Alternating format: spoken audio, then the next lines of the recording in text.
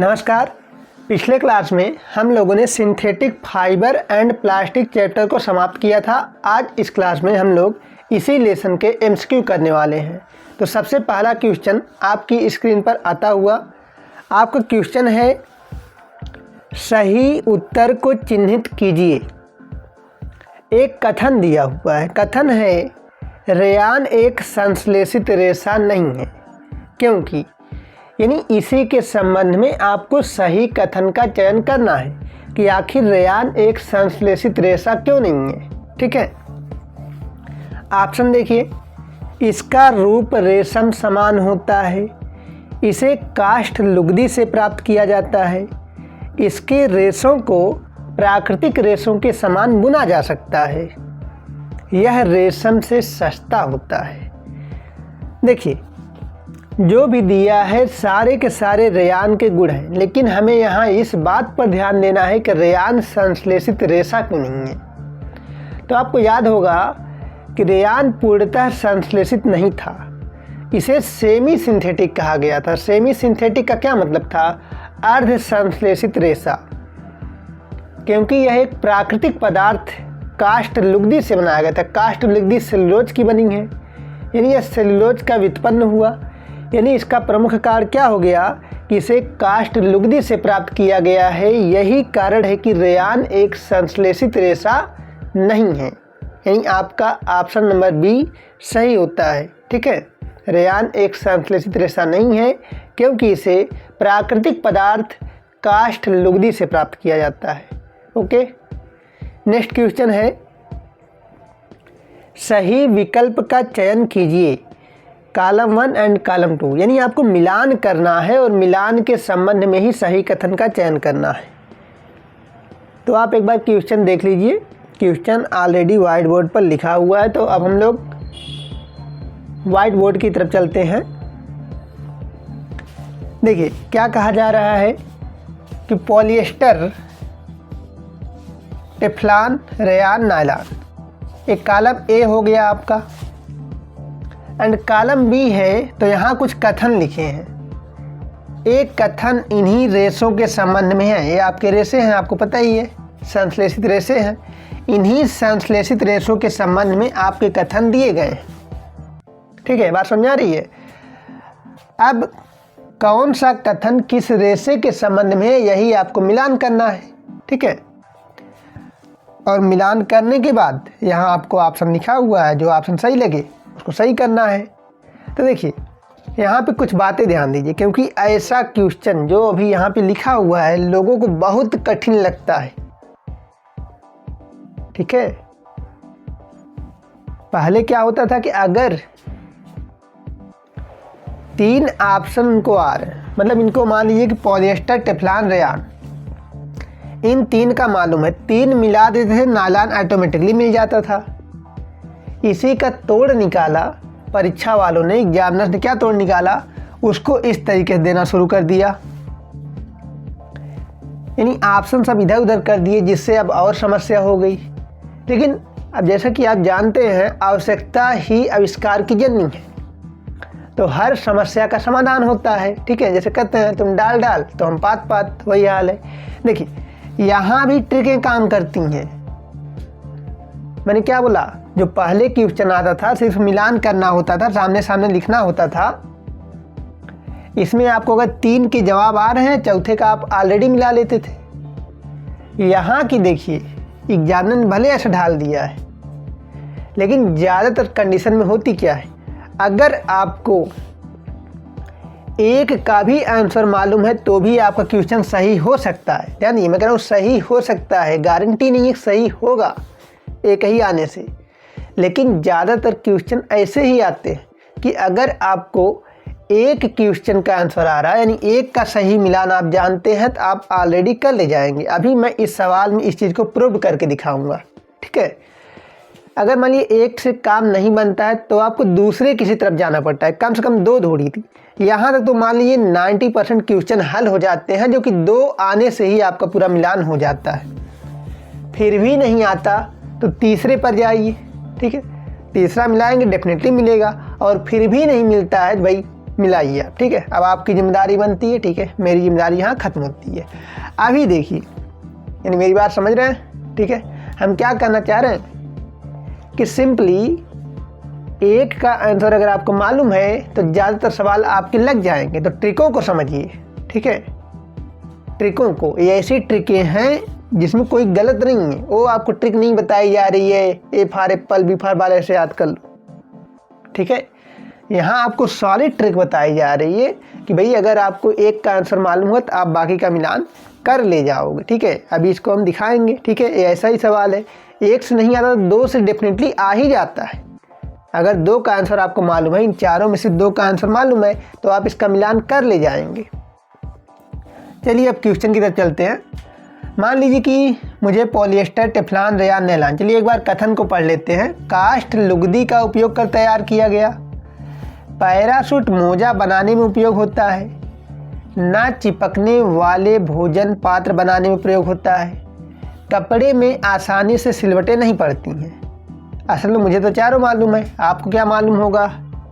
चलिए एक तो मालूम होगा रेयान के बारे में। अभी जो पिछला क्वेश्चन गया है वहाँ आपने देखा है रेयान एक संश्लेषित रेशा नहीं कहा जा सकता है क्योंकि इसे कास्ट लुगदी से प्राप्त किया गया। यानी आपको मालूम है कि रेयान कहाँ जाने वाला है? कास्ट लुगदी पर जाने वाला है। अरे बस रेयान कहाँ जाएगा? कास्ट लुगदी पर जाएगा। यानी सी ऑप्शन आपका मैच करना चाहिए 1 से, ठीक है। मेरी बात समझ में आ रही है? सी ऑप्शन किसे मैच करना चाहिए? 1 से मैच करना चाहिए, ठीक है। और हाँ, ये तीर वाला निशान करके नहीं मिलाना है, ठीक है। इसी तरीके से आपको मिलान करना है। अगर कहीं लिखित एग्जाम में आता है, सब्जेक्टिव आता है, तो आप इस तरीके से कॉलम ए के सामने इसका सही आंसर लिखते हैं, ठीक है। अरे बस तो अभी आपको एक का मालूम है रेयान कहाँ जाएगा? कास्ट लुगदी का उपयोग कर तैयार किया गया है, ठीक है। यानी आपके सी वाले ऑप्शन को मैच करना है रोमन अंक 1 पर, ठीक है। तो चलिए देखते हैं सी वाला। सी यहाँ पर है, ठीक है।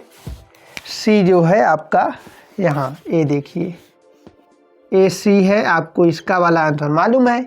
सी वाला कहाँ जाना चाहिए? 1 पर जाना चाहिए। देखते हैं कितनी कॉलमों में 1 है, ठीक है। तो यहाँ 3 गलत, यहाँ 1 है। चलिए अच्छा, अब इसको छोड़ के रखते हैं। यहाँ 2 है, ये भी गलत क्योंकि सी वाला कहाँ जाना है? 1 पे जाना है। एंड सी वाला 4th पे आया है, ये भी गलत। तो आपका क्या हो गया? ये सही हो गया। और डेफिनेटली ये पूरा आंसर सही है। कौन सा मिलान सही है? Option number B, option number B, option number B, ठीक है। बात समझ आ रही है? देखिए आपको बस एक का आंसर मालूम था, पूरा का पूरा मिलान सही होगा क्योंकि सी पे और कोई आ नहीं सकता है। सी पे एक को आना है, आप दौड़िए सी वाला एक पे जहाँ है वही लगाइए। आप और भी ट्राई कर सकते हैं। चलिए मानिए नायलॉन, नायलॉन के बारे में आपको मालूम है पैराशूट मोजा बनाने में उपयोग होता है। यानी नायलॉन आपका जाना चाहिए ऑप्शन 2 पर, ठीक है। 2 पर जाना चाहिए। डी ऑप्शन कहाँ जाना है? 2 पर जाना है। चलिए देखते हैं डी ऑप्शन कितनी जगह 2 पर है।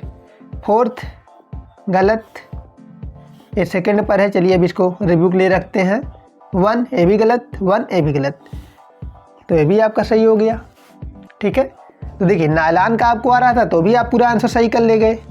रेयान का आ रहा था तो भी आप सही कर ले गए। चलिए और आगे जांच करते हैं। टेफ्लॉन, ठीक है। टेफ्लॉन आपको पता है टेफ्लॉन का प्रयोग नॉन स्टिक बर्तन बनाने में होता है, ठीक है। नॉन स्टिक बर्तन, तो यानी आपका टेफ्लॉन बी ऑप्शन आना चाहिए 3rd पर।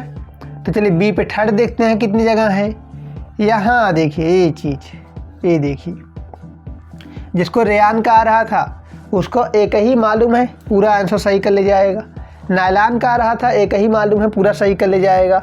लेकिन यहाँ जिसको टेफ्लॉन का, सिर्फ और सिर्फ टेफ्लॉन का मालूम है, उसको समस्या होगी, ठीक है, क्योंकि 2 जगह आ गया है। तो टेफ्लॉन, अभी देखिए टेफ्लॉन 3rd पे जाना है, 3rd पे। और 3rd ऑप्शन आपका 2 जगह है। ए वाला तो दोनों गलत हो गया, इन्हीं दोनों में सही होना है, ठीक है। तो टेफ्लॉन यही वाला वो क्वेश्चन है जिसमें आपको कम से कम 2 ऑप्शन मालूम होने चाहिए। तो आपको भाई पॉलिएस्टर का ही मालूम करना पड़ेगा, ठीक है। पॉलिएस्टर के बारे में आप जानते हैं, पॉलिएस्टर के कपड़े में आसानी से सिलवट नहीं पड़ती है, ठीक है। पॉलिएस्टर के कपड़े में आसानी से सिलवट नहीं पड़ती है। तो पॉलिएस्टर आपका जाना है 4th पे। तो चलिए ए वाला ऑप्शन देखते हैं कहाँ 4th पे गया है। ये देखिए आपको गलत हो चुका है, तो इसको भी आप गलत कर लेंगे जहाँ जहाँ गलत हुआ है। अब इन्हीं दोनों में से चूज करिए। बी वाला आपको मालूम है 2 जगह 3 आ गया है, तो आपने रिव्यू पे रखा है और किसी का आंसर ढूंढ रहे हैं। ए वाले का ढूंढिए, ए वाले का 4th पे आना है। ए वाले का 4th कहाँ पर है? यहाँ पर है, यानी ए वाला 3rd आपका सही था, ए वाला 3rd नहीं। ठीक है, यानी आप देख रहे हैं सब जगह सही सही सही आया है, आपका बी ऑप्शन सही होता है। कॉन्सेप्ट समझ में आ रहा है? आगे नीट उठ का एग्जाम आप लोग अगर देंगे, वहाँ भी ये सब बहुत बड़े लेवल पूछा जाता है, मैच करने वाला। ऐसे ही कॉलम 1 कॉलम 2 मैच करिए। ठीक है, इस तरीके से दिए रहते हैं, तो वहाँ यही ट्रिक काम करती है। ठीक है, आपको हो सकता है सारे ना मालूम, लेकिन अगर आपको एक मालूम है तो आप सही कर ले जा सकते, नहीं होगा तो 2 मालूम होना चाहिए। ठीक है, 2 मालूम होगा तो भी बहुत चांस, मतलब 90% सवाल ऐसे होते हैं कि 2, अगर 4 में से आपको 2 ऑप्शन की मैचिंग आ रही है तो आप क्वेश्चन को सही कर सकते हैं। ठीक है, अब मान लीजिए कि एग्जामिनर की आपसे कोई दुश्मनी है, तो भैया आपका सही होने ही नहीं देगा। ठीक है, ऐसा ऑप्शन सेट करेगा, सब अलग अलग कर देगा, सबका मालूम होना पड़ेगा। ठीक है, लेकिन ऐसा नॉर्मली होता नहीं है। ठीक है, ये सारी चीज़ें क्यों बताई जा रही हैं? ताकि अगर ऐसी कंडीशन आए जो 90% में आ रही है, क्या बोल रहे हैं, 90% इस तरीके के क्वेश्चन ऐसे ही होते हैं कि 1 की मैचिंग और 2 की मैचिंग से पूरा सवाल हल हो जाता है। तो जब 90% क्वेश्चन आते हैं, 90% जगह आपको समय बचाना है ना, वहाँ चारों थोड़ी ना हल करने जाना है एग्जाम में। इसके लिए ट्रिक बताई जा रही है। ठीक है, बाकी पढ़ना आपको सब है, नहीं कि ट्रिक बता दिया गया तो आधा अधूरा पढ़ के जाएं। ठीक है, नहीं तो भाई दुश्मनी वाली बात आएगी तो फंस जाएंगे। तो यहाँ पर आपका ऑप्शन नंबर बी सही होता है। नेक्स्ट क्वेश्चन नंबर 3 है, निम्न में से थर्मोसेटिंग प्लास्टिक, क्या पूछ रहे हैं, निम्न में से थर्मोसेटिंग प्लास्टिक कौन सी है? ऑप्शन है नायलॉन, पीवीसी, रबड़, बैकेलाइट। तो आपको याद है थर्मोसेटिंग प्लास्टिक, देखिए नायलॉन प्लास्टिक नहीं है और रबड़ भी प्लास्टिक नहीं है, 2 ऑप्शन तो आपके गलत हैं। पीवीसी और बैकेलाइट में से ही एक होना है। तो आप याद करिए, पीवीसी थर्मोसेटिंग है नहीं, यह थर्मोप्लास्टिक है। थर्मोसेटिंग क्या होते हैं, जो गर्म करने पे नहीं पिघलते हैं, पीवीसी तो पिघल जाती है। ठीक है, तो पीवीसी आपका गलत हुआ। बच गया बैकेलाइट, बैकेलाइट ही वह प्लास्टिक है जो गर्म करने पर पिघलती नहीं है। ठीक है, यानी ऑप्शन नंबर डी सही होता है। कौन सी थर्मोसेटिंग प्लास्टिक है? बैकेलाइट एक थर्मोसेटिंग प्लास्टिक है। नेक्स्ट क्वेश्चन है, रेयान को से प्राप्त किया जाता है, ब्लैंक है, आपको भरना है। रेयान को किससे प्राप्त किया जाता है? ऑप्शन है कोयला, जल व तेल, काष्ठ लुगदी, एक्रिलिक, जानवरों।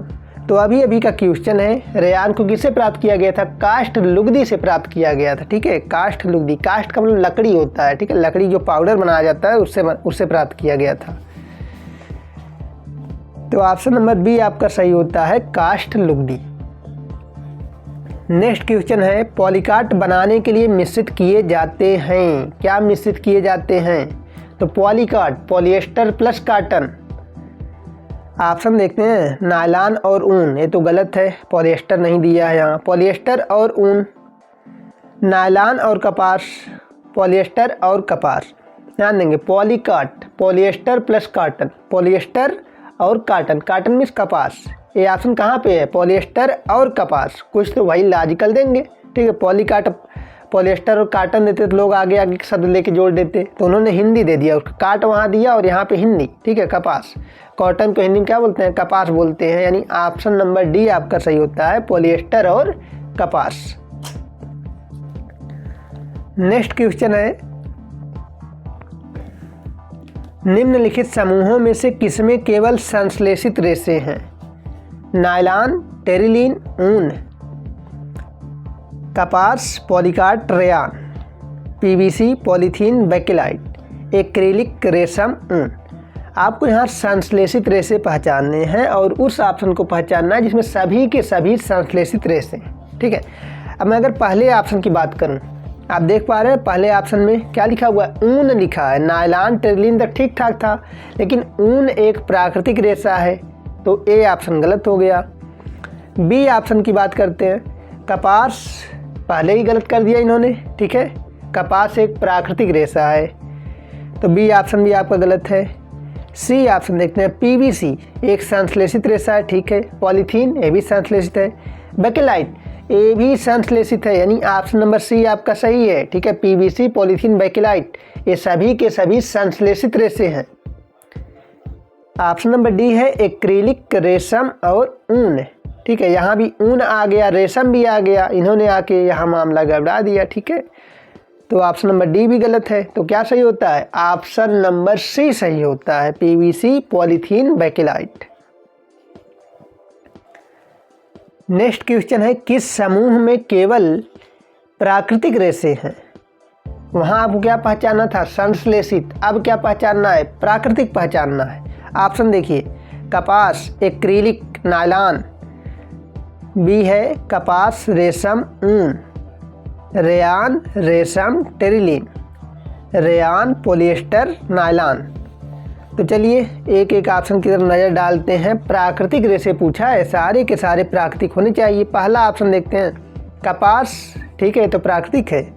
एक्रिलिक यहीं पे गलत हो गया, एक्रिलिक प्राकृतिक नहीं है, यानी ऑप्शन नंबर ए आपका गलत। ऑप्शन नंबर बी देखते हैं, कपास ठीक है, रेशम ये भी ठीक है, ऊन ये भी ठीक है। मिल गया, हमारा ऑप्शन नंबर बी सही है। कपास, रेशम, ऊन तीनों के तीनों प्राकृतिक रेशे हैं, प्राकृतिक स्रोतों से प्राप्त किए गए हैं।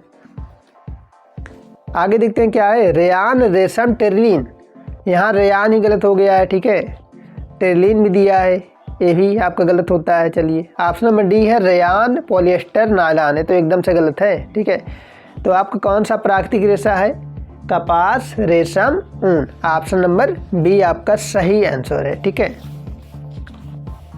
नेक्स्ट क्वेश्चन है,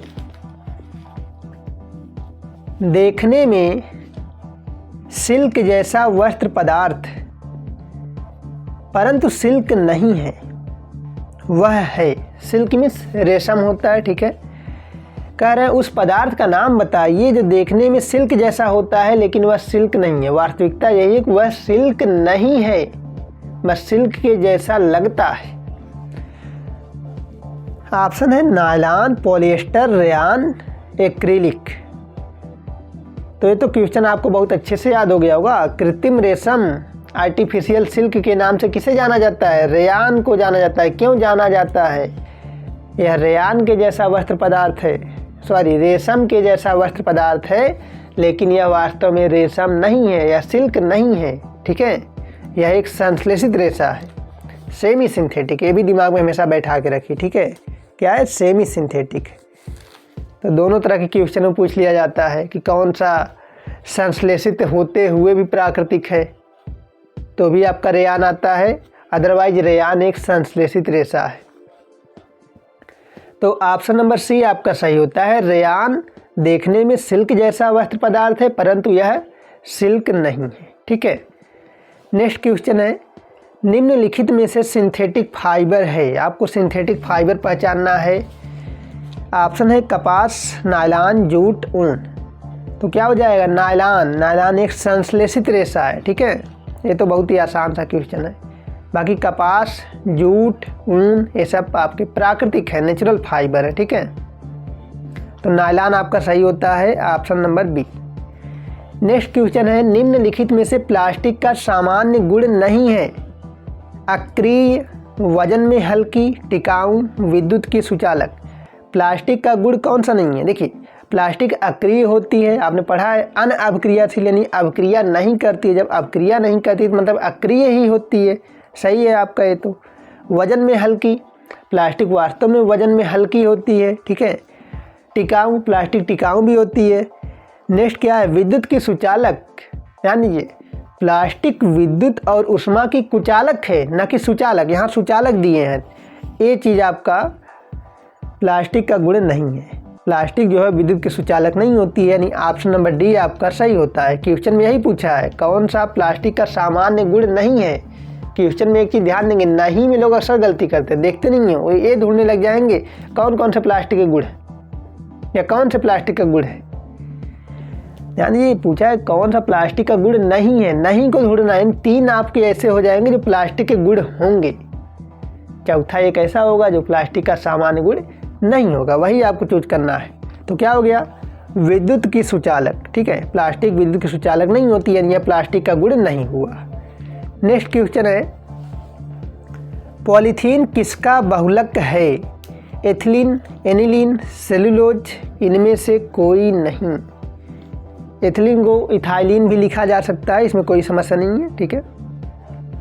ध्यान देंगे, पॉलीथीन अगर इसका विच्छेदन करें पॉली प्लस एथीन मिलता है, यानी पॉली किसका? पॉलीथीन। पॉलीथीन किसका बहुलक हो गया? एथीन का। एथीन को ही एथिलीन के नाम से जानते हैं, इसमें कोई फर्क नहीं है, ये चीज़ आपने दिमाग में नोट कर लिए। एथीन और एथिलीन एक ही है, ठीक है। तो किसका बहुलक हो गया? एथिलीन का बहुलक हो गया। प्लास्टिक एक एथिलीन का बहुलक है, ठीक है। हमने बोला था वहाँ पर पढ़ाते समय कि ऐसा आ सकता है, एथीन का बहुलक या फिर एथिलीन का बहुलक, दोनों में से कुछ भी आ सकता है, ठीक है। तो क्या हो जाएगा आपका? एथिलीन। ऑप्शन नंबर ए आपका सही होता है। नेक्स्ट क्वेश्चन है, संश्लेषित रेशा है। ऑप्शन है रेयान, रेशम, ऊन, सेलुलोज। तो ध्यान देंगे, रेशम एक प्राकृतिक रेशा है, ऊन भी एक प्राकृतिक रेशा है, सेलुलोज यानी कपास मान लीजिए, ठीक है, वो भी एक प्राकृतिक रेशा है, ठीक है। संश्लेषित पहचानना है तो क्या हो गया आपका? रेयान एक संश्लेषित रेशा है, ठीक है। रेयान के संबंध में यही बात है कि ये दोनों में आता है, ठीक है। हैंगिंग गार्डन है, ठीक है, लटका हुआ है, दो नाव की सवारी। किसी किसी कंडीशन में ऐसा सवाल पूछ लेता है कौन सा संश्लेषित रेशा है, तो वहाँ रेयान ही हो जाता है। और जब पूछता है कौन सा प्राकृतिक रेशा है, संश्लेषित होते हुए भी प्राकृतिक है, तो भी रेयान होता है, ठीक है। इसी को दो नावों की सवारी करना बोलते हैं, ठीक है। तो रेयान आपका सही होता है, रेयान एक संश्लेषित रेशा है। नेक्स्ट क्वेश्चन है, कौन सा एक प्राकृतिक तंतु है? ऑप्शन है रेयान, नायलॉन, टेरिलीन, ऊन। प्राकृतिक तंतु का मतलब प्राकृतिक रेशा, तंतु का मतलब क्या होता है? रेशा होता है, धागा होता है, ठीक है। ऊन आपका एक प्राकृतिक तंतु है, ये आप बहुत अच्छे से जानते हैं, ठीक है। बाकी रेयान, नायलॉन, टेरिलीन नहीं, ठीक है। तो ऊन आपका सही आंसर है, ऑप्शन नंबर डी।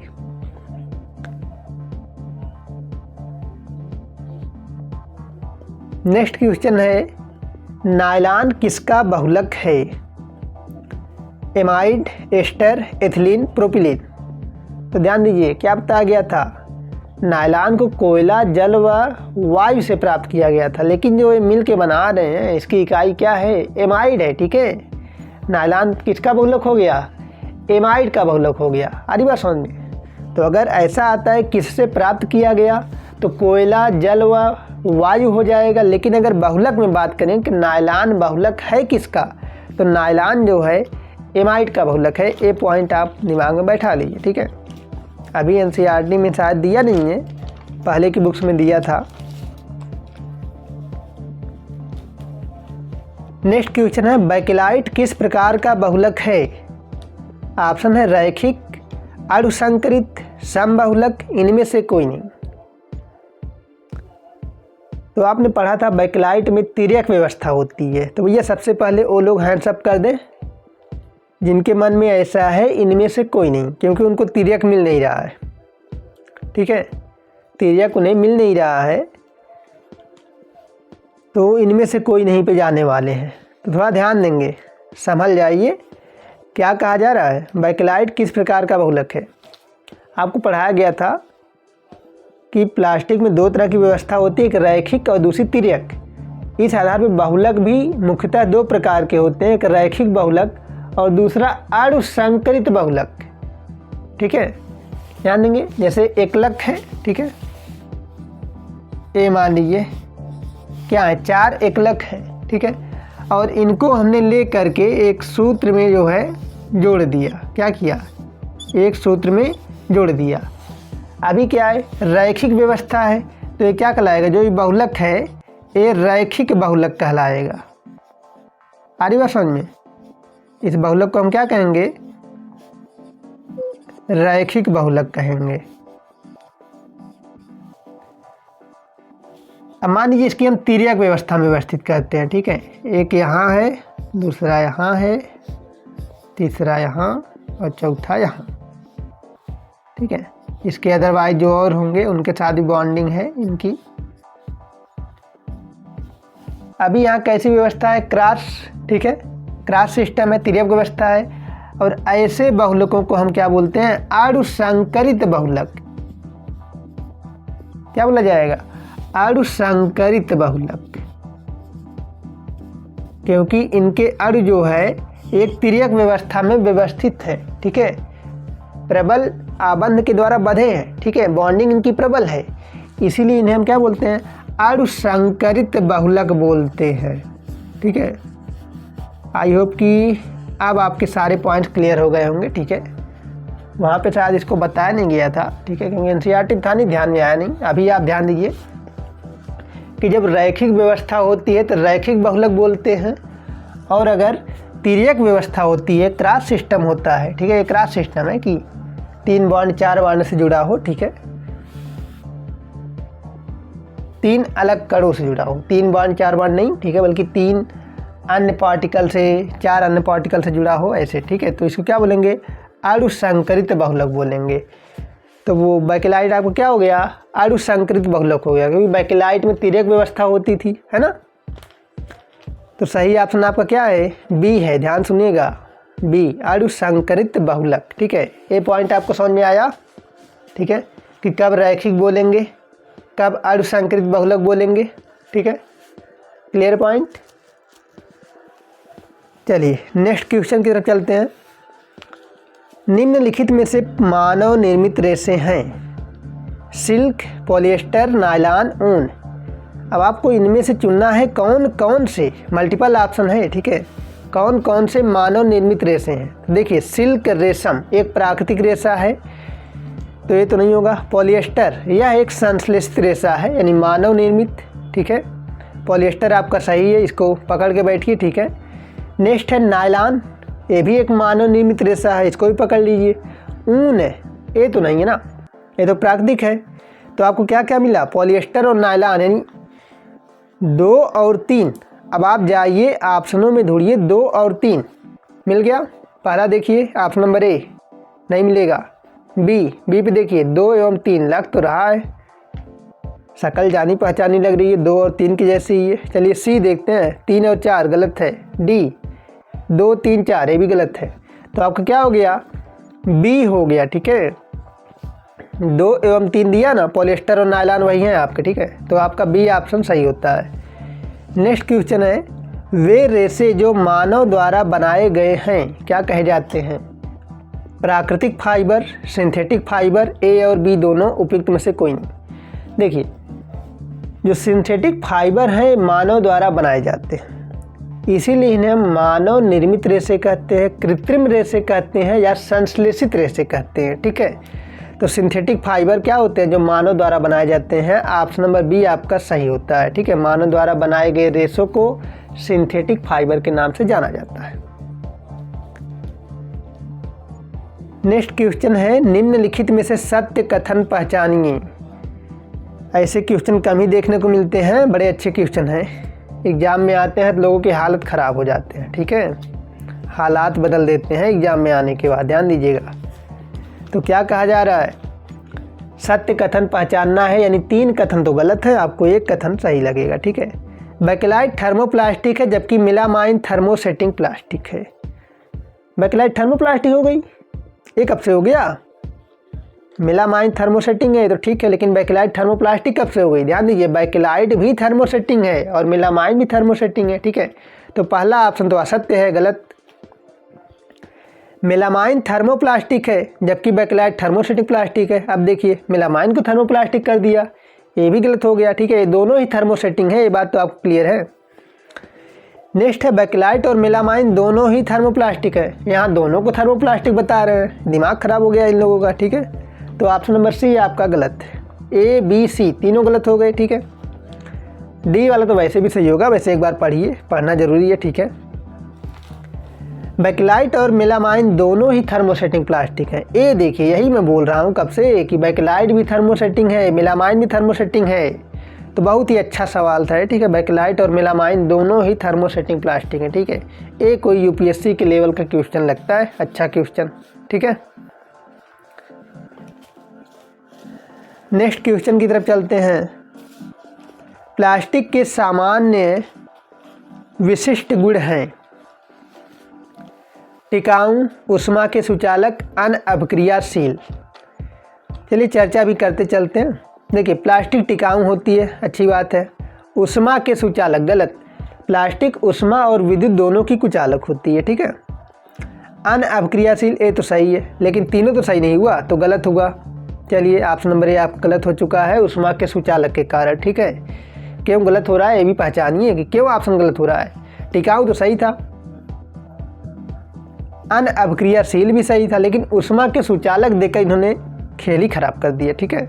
नेक्स्ट है टिकाऊ, विद्युत के सुचालक, अनअभिक्रियाशील। वहाँ ऊष्मा के सुचालक देके मामला गड़बड़ कर दिया और यहाँ विद्युत के सुचालक देके, ठीक है। विद्युत के भी सुचालक नहीं होते प्लास्टिक, तो ये भी गलत है। सी ऑप्शन देखिए, ऊष्मा के सुचालक, वजन में हल्के, विद्युत के सुचालक। यहाँ दे दिए ऊष्मा और विद्युत के सुचालक हैं, देखिए सुचालक नहीं, गलत है, ठीक है। ऑप्शन नंबर सी भी आपका गलत है, ए बी सी तीनों गलत हैं, ठीक है। ऑप्शन नंबर डी देखिए क्या है, टिकाऊ, वजन में हल्के, अनअभिक्रियाशील। टिकाऊ होते हैं, वजन में हल्के होते हैं, अनअभिक्रियाशील होते हैं, यहाँ कोई भी अपवाद नहीं है, यानी ऑप्शन नंबर डी आपका सही है, ठीक है। सारे के सारे प्लास्टिक के गुण है। नेक्स्ट क्वेश्चन है, प्रथम पूर्ण संश्लेषित रेशा है। तो ध्यान दीजिए, मैंने इसमें बताया था जब भी आपसे पूछा जाए प्रथम संश्लेषित रेशा है और रेयान ऑप्शन में मिल जाता है तो आप रेयान पे लगाइए। अगर बाद में एग्जामिनर गलत करता है तो सुप्रीम कोर्ट हाई कोर्ट पड़ा है संभालने के लिए, ठीक है। आप जाइए ऑब्जेक्शन करिए, ठीक है। वैसे पहले उन्हीं के पास ऑब्जेक्शन करिए, हो सकता है सही कर दें, ना करें तो आप हाई कोर्ट जा सकते हैं। तो अगर आपसे पूछा जाए कि प्रथम पूर्ण संश्लेषित रेशा कौन सा है, ठीक है, तो आप नायलॉन बताएंगे, ठीक है, क्योंकि रेयान तो सेमी सिंथेटिक है ना। लेकिन हाँ, अगर पूछा जा रहा है प्रथम संश्लेषित रेशा तो रेयान ही होगा, ठीक है। लेकिन पूर्ण संश्लेषित पूछते हैं तो नायलॉन होगा। इन दोनों पॉइंट को समझिएगा, संश्लेषित, प्रथम संश्लेषित रेयान, पूर्ण संश्लेषित नायलॉन, ठीक है। और अगर प्रथम संश्लेषित पूछते हैं और रेयान ऑप्शन में नहीं है तो आपको डेफिनेटली नायलॉन पे ही जाना है, ठीक है। अब ऐसे थोड़ी ना कि प्लास्टिक पे लगा दीजिएगा, ठीक है, नायलॉन पे जाइएगा, ठीक है। इन्हीं दोनों के बीच कन्फ्यूजन है ना। तो प्रथम संश्लेषित रेयान और प्रथम पूर्ण संश्लेषित नायलॉन। और अगर प्रथम संश्लेषित आया हुआ है और वहाँ रेयान नहीं मिलता है तो आप कहाँ जाएंगे, नायलॉन पे जाएंगे, ठीक है। नायलॉन भी तो प्रथम संश्लेषित है लेकिन वह पूर्ण संश्लेषित है। चलिए नेक्स्ट क्वेश्चन है, फलों की गंध का कारण है। तो आपने पढ़ा था एक रसायन जो फलों की गंध का कारण बनता है, क्या नाम है उसका, सोचिए सोचिए, ऑप्शन बोल रहे हैं, एमाइड, एथिलीन, एस्टर, शर्करा। क्या हो जाएगा, क्या हो जाएगा भाई साहब, शर्करा। शर्करा के कारण फल मीठे होते हैं ना कि गंध, ठीक है। एथिलीन, एथिलीन कहाँ से आ गया, प्लास्टिक आ गई उसमें, एमाइड नायलॉन आ गया, ये तो गलत है। क्या हो जाएगा, एस्टर हो जाएगा। एक रसायन जो फलों की गंध प्रदान करता है, गंध का मतलब सुगंध से है, ठीक है, नहीं कि दुर्गंध, ठीक है। फलों में जो सुगंध होती है दूर से ही खुशबू, ठीक है, चले जा रहे हैं, पता चल जाता है। अगर आपके घर में आम आता है आपको मालूम हो जाएगा, आप नहीं है घर में, जैसे एंट्री लिए आम आया है लगता है, ठीक है।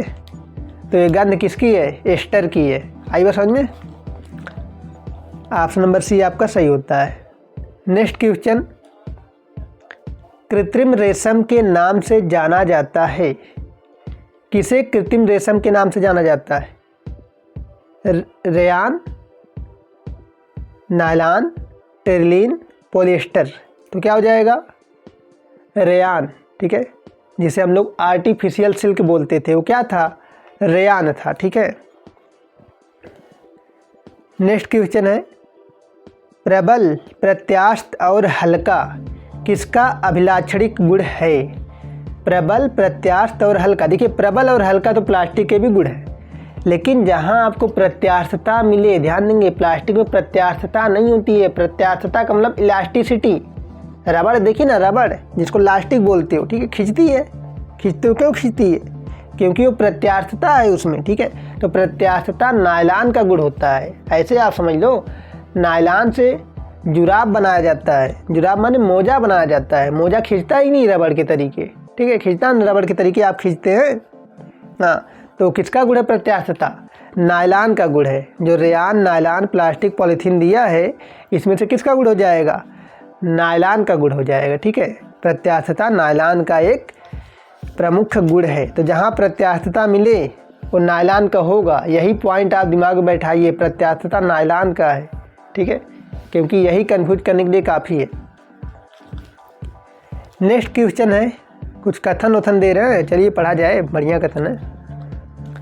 एक संश्लेषित रेशा जो कि इस्पात से भी अधिक मजबूत होता है, जिसके कारण इसका प्रयोग पैराशूट और चट्टान की रस्सी बनाने में होता है, वह है। एक संश्लेषित रेशा जो कि इस्पात से भी अधिक मजबूत होता है, पहली हिंट। ठीक है, संश्लेषित रेशा है, इसे कोई हिंट नहीं मिलने वाली क्योंकि ऑप्शन में सारे के सारे संश्लेषित रेशे। तो आपकी जो पहली हिंट बनेगी वो यही हो सकती है कि इस्पात से भी अधिक मजबूत संश्लेषित रेशा कौन सा है? बहुत लोगों को याद आ गया होगा, इस्पात से अधिक मजबूत कौन होता है? नायलॉन होता है। चलिए आंसर भी बता देते हैं, नायलॉन है। अगला देखिए, अगली हिंट क्या है कि इसका प्रयोग पैराशूट और चट्टान की रस्सी बनाने में होता है। पैराशूट और चट्टान की रस्सी बनाने में किसका प्रयोग होता है? नायलॉन का ही होता है। तो दो हिंट दिया हुआ है। ये अच्छे क्वेश्चन होते हैं, जहाँ हिंट देता है ना वहाँ लोग और कंफ्यूज हो जाते हैं। असल में ऐसा नहीं होना चाहिए। तो आपका नायलॉन सही आंसर है, दो हिंट दिया हुआ है। नेक्स्ट क्वेश्चन है, संश्लेषित रेशों का हानिकारक गुण है। हानिकारक पहचानने हैं, यानी जो हमारे फायदे का नहीं है। ये सस्ते होते हैं। अरे सस्ते होते हैं तो अच्छी ना बात है, कौन महंगा खरीदना चाहता है। ये टिकाऊ होते हैं, भी अच्छी बात है, टिकाऊ होने चाहिए। आप बाज़ार जाते हो तो यही ना ढूंढते हो कि टिकाऊ है कि नहीं। तो दुकानदार कहता हाँ बहुत चलेगा, ठीक है, कुछ भी पकड़ाएगा टिकाऊ ही बोल के पकड़ाएगा। ये जल्दी सूखते हैं, तो ये भी अच्छी बात है कि संश्लेषित रेशे जल्दी सूखते हैं, इसमें कौन सी गलत बात है। अगला, एक गर्म करने पर पिघलते हैं, यही इसका हानिकारक गुण है कि गर्म करने पर पिघलते हैं, चमड़ी से चिपक जाएंगे, ठीक है, छाले पड़ जाएंगे। तो ये इसकी बड़ी समस्या है कि ये गर्म करने पर जलता नहीं है, पहले पिघलता है फिर जाके जलेगा। तो इसकी बड़ी समस्या है। ठीक है, तो संश्लेषित रेशों का हानिकारक गुण यही है। एक तरह से एकमात्र हो सकता है, तो आप ध्यान समझेंगे कि गर्म करने पर पिघलता है। ये संश्लेषित रेशे का एक हार्मफुल कैरेक्टरिस्टिक है। ठीक है, हार्मफुल प्रॉपर्टी है। नेक्स्ट क्वेश्चन है, अग्नि प्रतिरोधी प्लास्टिक है। अग्नि प्रतिरोधी प्लास्टिक ऑप्शन है पॉलीथीन। पॉलीथीन अग्नि प्रतिरोधी होती है। PVC, bakelite, melamine. तो अग्नि प्रतिरोधी कौन सा है? मेलामाइन है, फायर रेजिस्टेंस। ठीक है, मेलामाइन आपको बताया गया था, जो फायर ब्रिगेड के कर्मचारी होते हैं उनके जो कपड़े बने होते हैं, ठीक है, वो किसके बने होते हैं? मेलामाइन के बने होते हैं। तो ऑप्शन नंबर डी आपका सही होता है, मेलामाइन एक अग्नि प्रतिरोधी प्लास्टिक है। ठीक है, तो आज के एमसीक्यू यहीं पर समाप्त होते हैं। पूरे लेसन के एमसीक्यू करा दिए गए हैं आपको, आई होप अच्छे से समझ में आया होगा। ठीक है, अब हम लोग नेक्स्ट लेसन की शुरुआत करेंगे, तो मिलते हैं नेक्स्ट क्लास में।